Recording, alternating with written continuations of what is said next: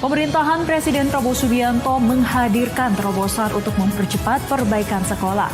Upaya ini berjalan lewat aplikasi revitalisasi yang memberi jalur pengajuan perbaikan secara daring. Mekanisme pengusulan digeser ke satu pintu digital agar proses berjalan ringkas dan mudah dipantau. Aplikasi revitalisasi berfungsi sebagai pusat kendali perencanaan dan pemantauan.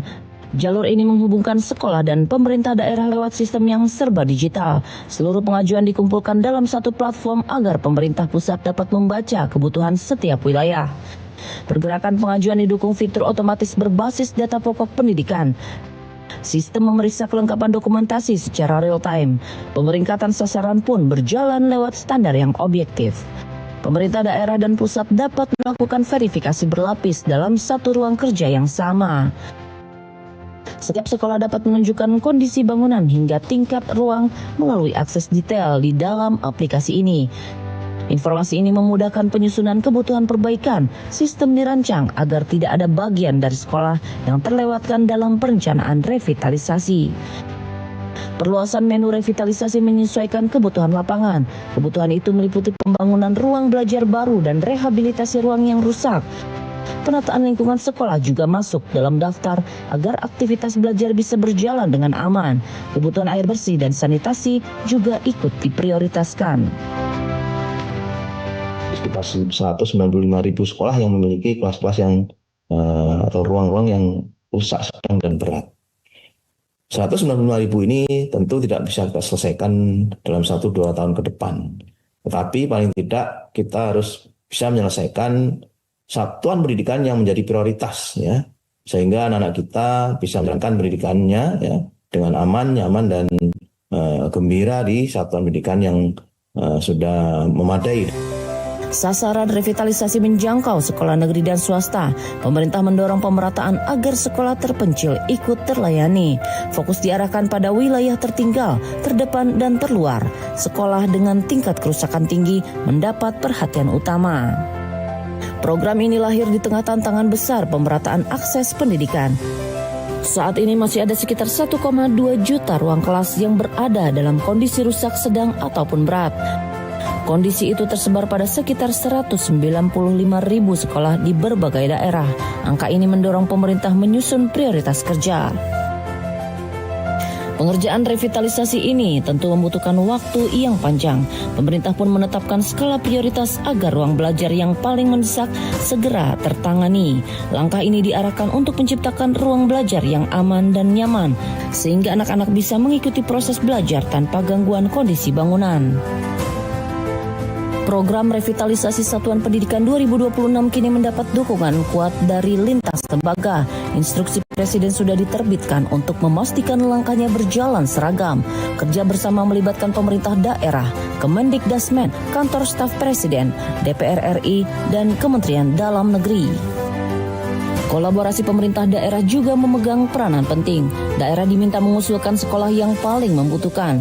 Penentuan daftar prioritas disusun berdasarkan tingkat kerusakan dan kebutuhan layanan pendidikan. Daerah juga memegang tugas asesmen serta verifikasi lapangan agar pengusulan berjalan tepat. Tugas sekolah mengikuti alur yang sudah ditetapkan, dokumen lahan, foto kondisi kerusakan dengan geotagging, dan formulir tingkat kerusakan disiapkan sesuai aturan kementerian terkait. Semua dokumen itu diserahkan melalui aplikasi untuk mempercepat validasi. Setiap langkah yang disiapkan pemerintah dirancang untuk memudahkan pengelola sekolah di berbagai daerah. Jalur digital membuka ruang kerja yang lebih teratur. Hasilnya diharapkan membantu percepatan perbaikan ruang kelas yang sudah lama menunggu.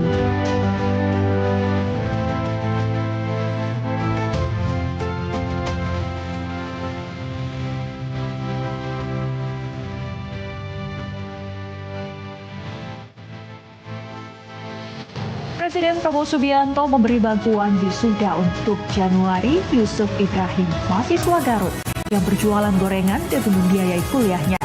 Dukungan itu menjadi penanda hadirnya negara untuk anak muda yang gigih memperjuangkan masa depan.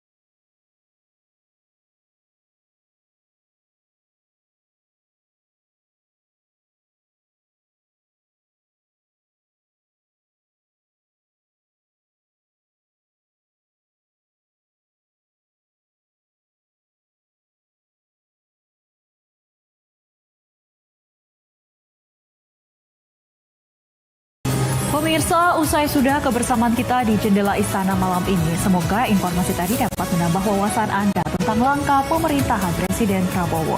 Saya Stefania Sarah, pamit undur diri. Sampai jumpa di episode berikutnya.